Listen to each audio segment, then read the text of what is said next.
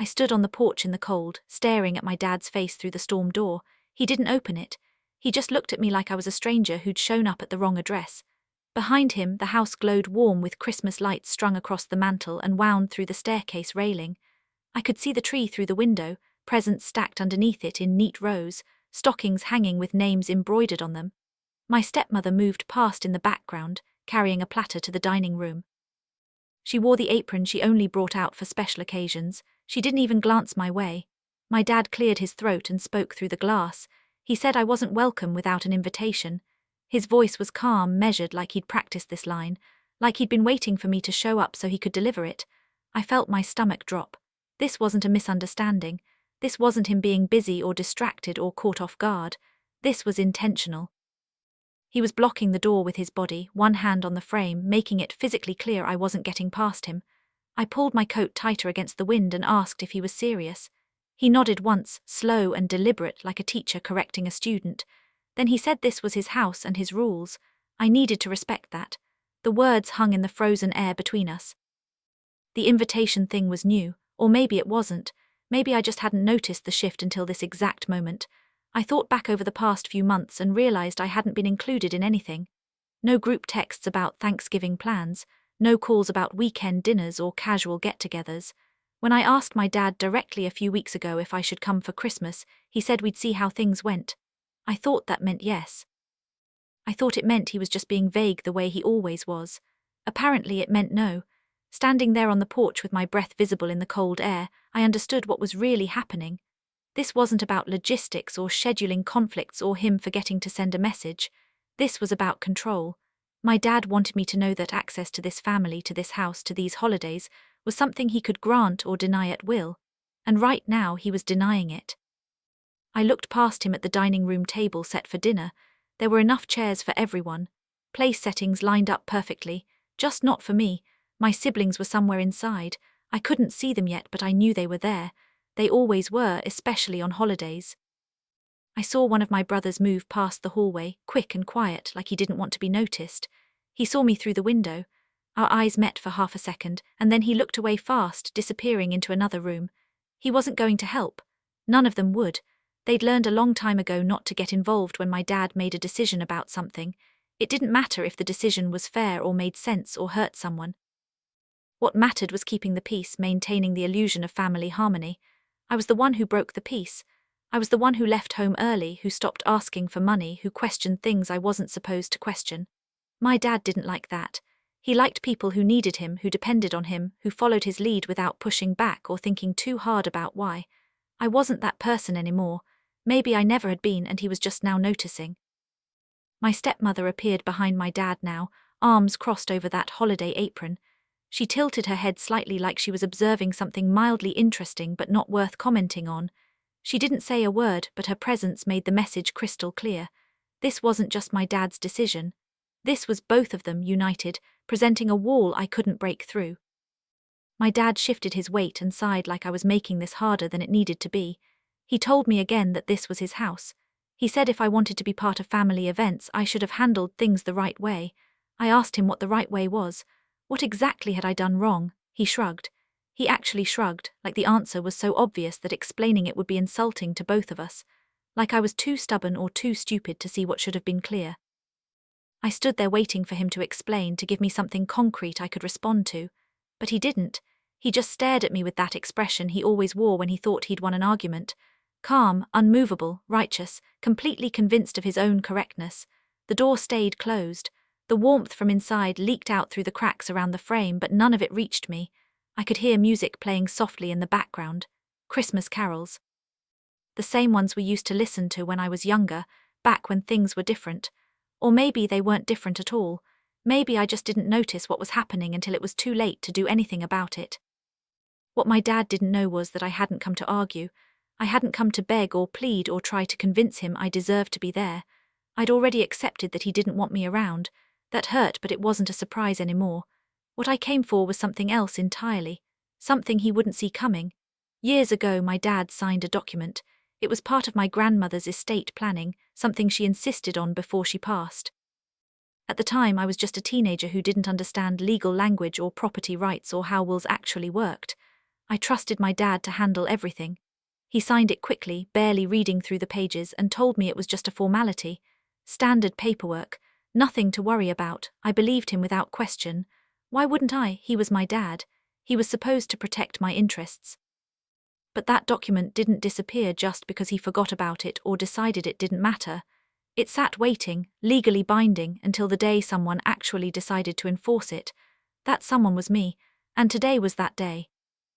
I found the document a few months ago while sorting through my grandmother's things. She'd passed away the year before, and I'd been slowly going through boxes of paperwork, old photos, legal files that nobody else wanted to deal with. Most of it was routine stuff, bills from decades ago, receipts for things long gone, insurance policies that had expired. But then I came across a folder labeled with my name in my grandmother's handwriting. Inside was the document. I read it 3 times before I fully understood what I was looking at. It outlined specific terms my dad had agreed to regarding my grandmother's estate, terms that involved me directly, terms that were supposed to benefit me financially and legally, terms he'd apparently decided didn't matter anymore if he'd ever intended to honor them at all. I sat there on my grandmother's old couch, staring at the paper, and felt something shift deep inside me. This wasn't just a misunderstanding or a miscommunication or a difference of interpretation. This was deliberate. My dad had known what he was signing. He just assumed I'd never figure it out, or that I'd be too scared to do anything about it even if I did. I took the document to a lawyer the following week. I didn't tell anyone in the family. I just made an appointment, brought the paperwork, and asked if it was still enforceable after all these years.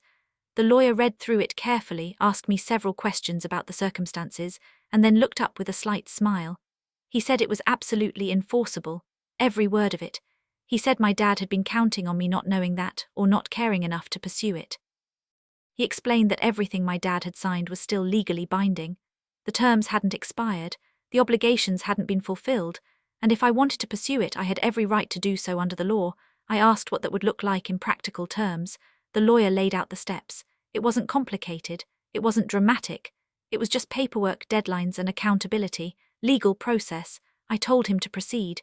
He nodded and started making calls that same afternoon. Things moved faster than I expected.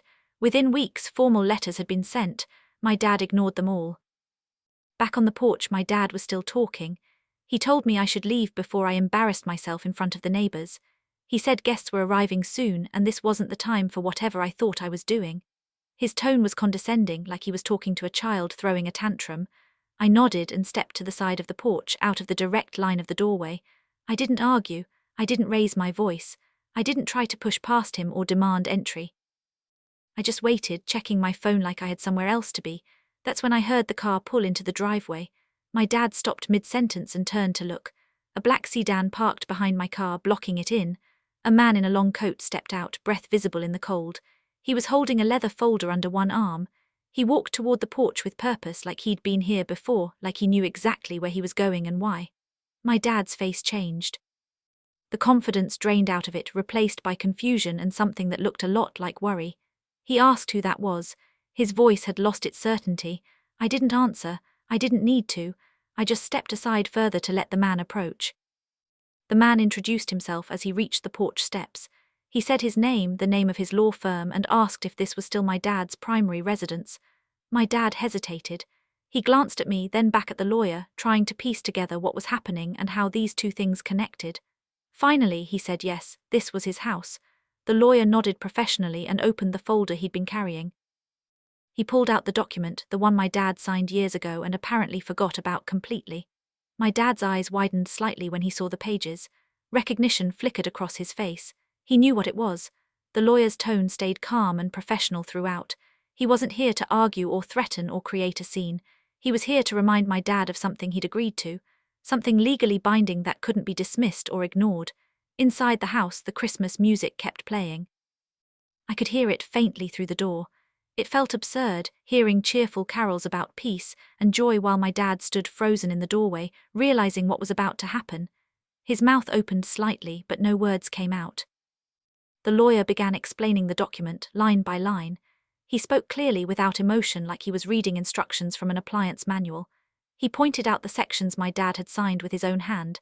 He highlighted the terms my dad had agreed to, reading them aloud so there could be no confusion.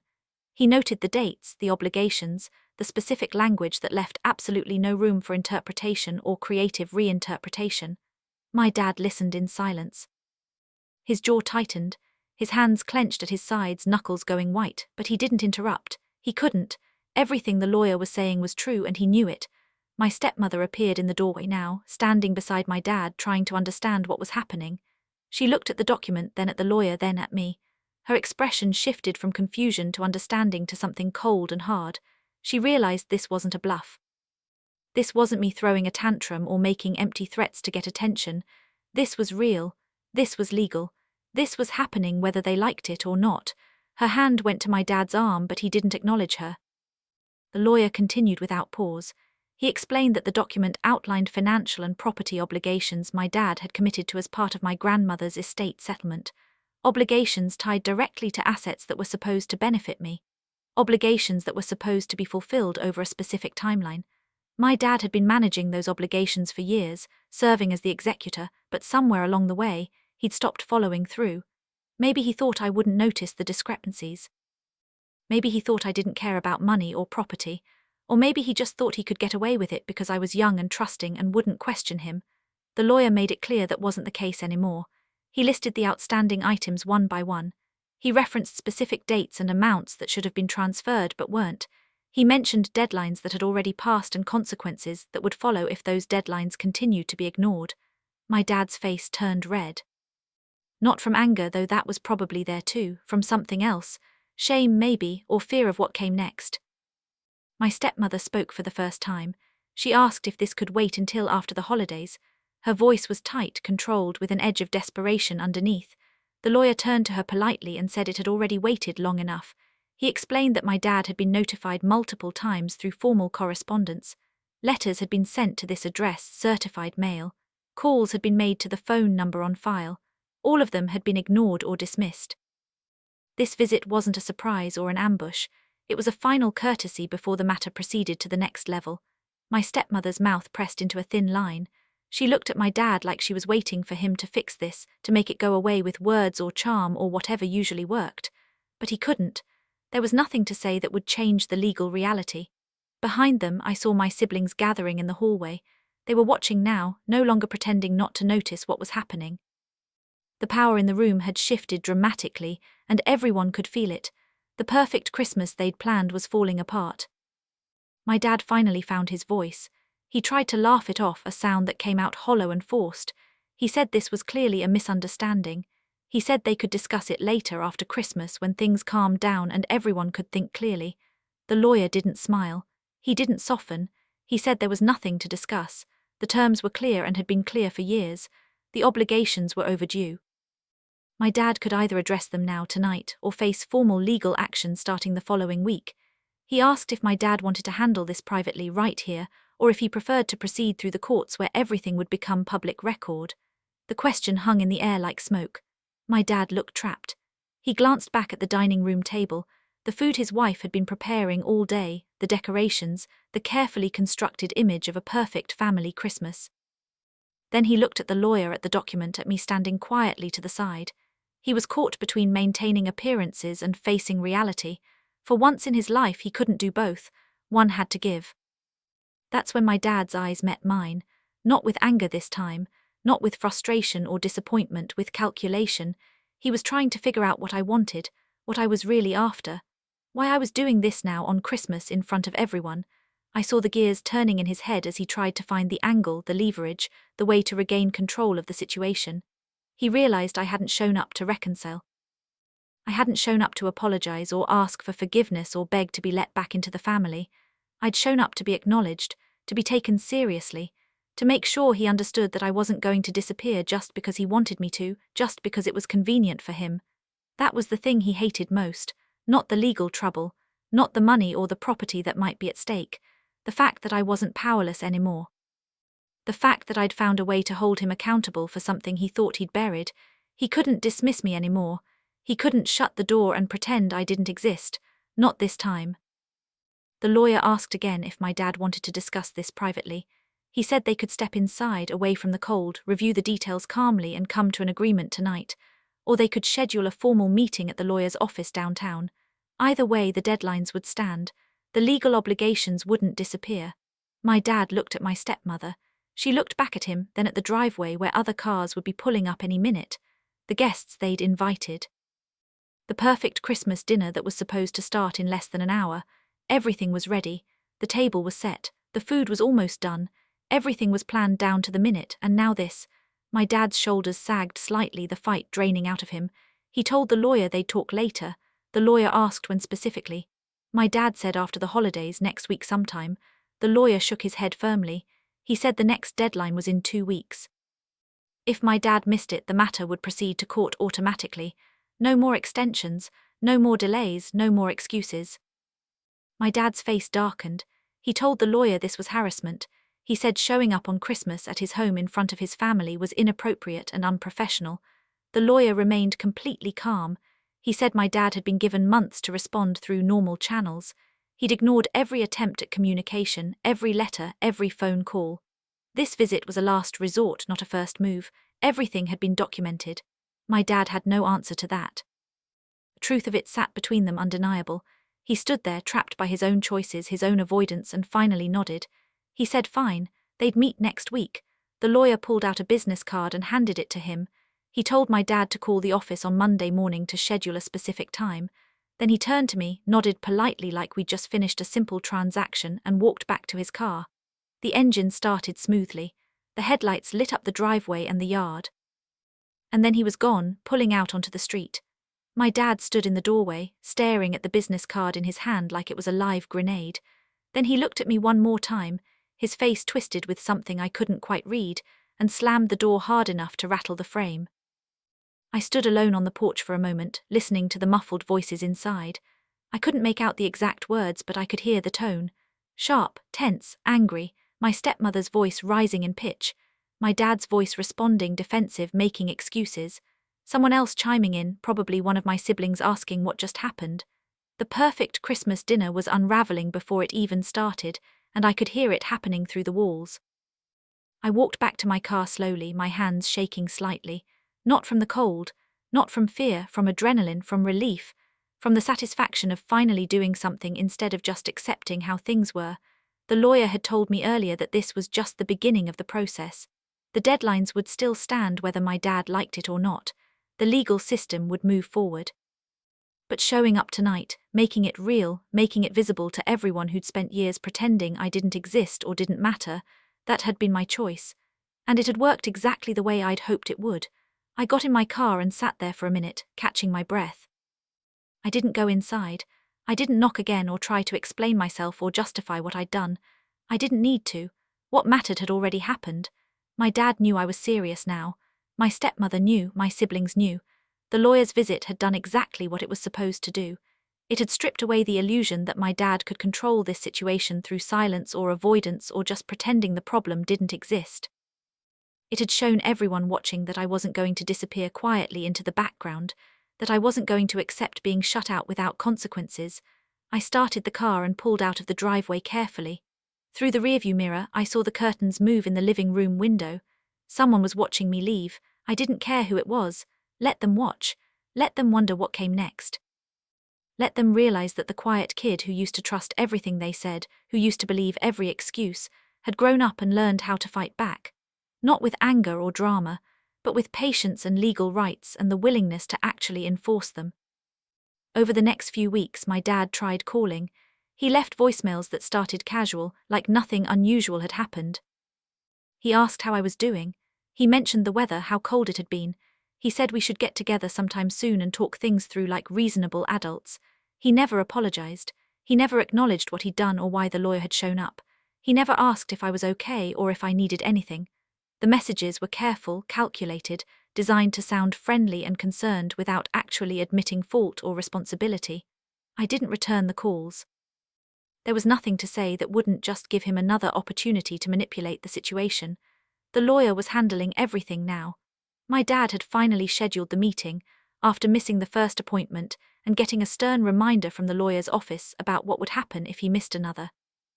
He showed up late, according to what the lawyer told me later, and spent most of the meeting trying to negotiate terms that had already been set in stone years ago when he signed the original document.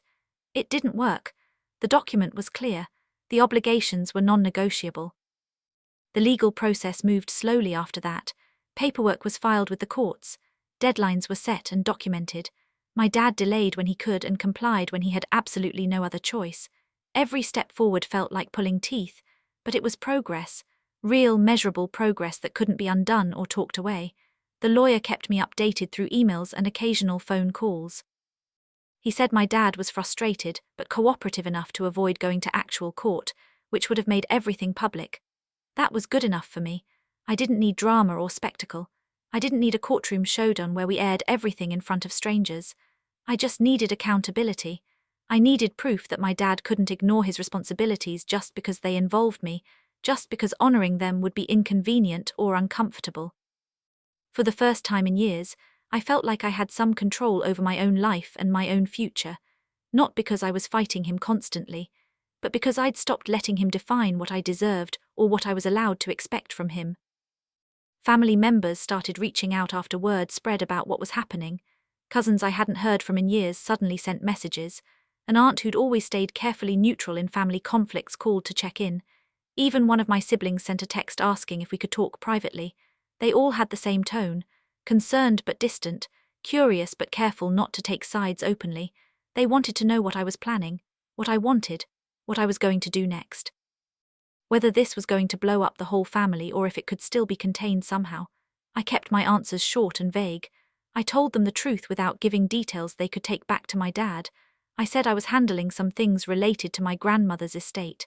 I said it was between me and my dad, a legal matter. I didn't explain further. They'd had years to care about what was happening to me, years to notice that I was being pushed out and excluded, years to ask if I was okay or if I needed support. They hadn't, so I didn't owe them explanations or reassurances now. The final agreement was signed in a lawyer's office, not a courtroom. My dad sat across the conference table from me, stiff and silent. He'd brought my stepmother with him for support.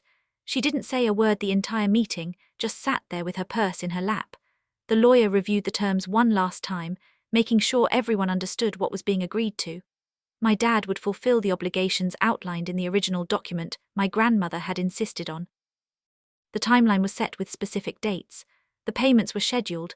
Everything was documented in writing with copies for everyone. When it was over, the lawyer asked if there were any questions or concerns. My dad shook his head without looking up.